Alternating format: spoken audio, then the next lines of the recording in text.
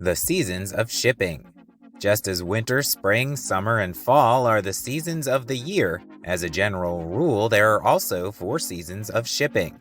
And while there is some correlation to the weather for these freight and logistics seasons, there are more factors at play than whether there's snow on the ground or snow cones in hand. Shipping seasons are influenced by things like consumer behavior, the holidays, harvest, and of course, overall market conditions. Plus, shipping seasons can run together or even be seasons within a season. Without further ado, let's go over the seasons of shipping. Quiet shipping season. Also called slow season in some circles, quiet season traditionally begins the year, running from January to March. This period starts with a holiday hangover, keeping the freight market busy with returns, plus leftover shipments that didn't get to retail in time for Christmas. Aside from that, consumers are licking their wounds from the money they spent at the end of the previous year, so buying slows down.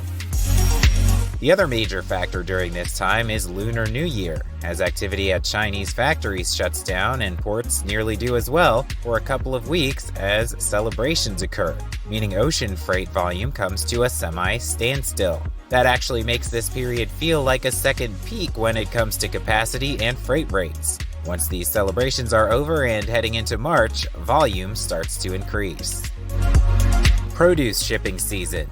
Fresh fruits and vegetables are ready to harvest in many locales from April to June, and this produce season produces heavy capacity usage starting in the southern states and moving north as the weather gets warmer. Fruits and vegetables go from these areas to grocery stores, restaurants, and the like. To keep produce fresh as the heat of summer approaches, temperature-controlled freight becomes a priority as well. Because of this higher produce activity, capacity becomes more difficult for some shippers, and once again, freight rates tend to rise. Peak shipping season. In late July, the most well-known shipping season gets underway. Peak season starts at this time as shippers push freight to retailers for back-to-school shopping. This combines with the tail end of produce season as well as early preparations for the holiday season to make capacity especially scarce, and rates typically hit their highest point. The increase in rates comes through what are called GRIs, or general rate increases announced by carriers, as well as PSS, or peak season surcharges. Surcharges and GRIs can occur at other times of year as well, but they're most associated with peak. So in summary, peak season means tightened freight capacity, higher rates including in the spot market, and reduced service levels. While many consider peak to wrap up in October, in reality the shipping season that closes out the year is basically an extension of peak. Holiday shipping season. The holiday season refers to the run-up to Christmas, which starts either in October or November depending on one's perspective. This period is marked by a frenzy to keep merchandise in stock both in stores and for e-commerce retailers, as consumers look for decorations, gifts, and the deals associated with the well-known shopping days of Black Friday and Cyber Monday, among others.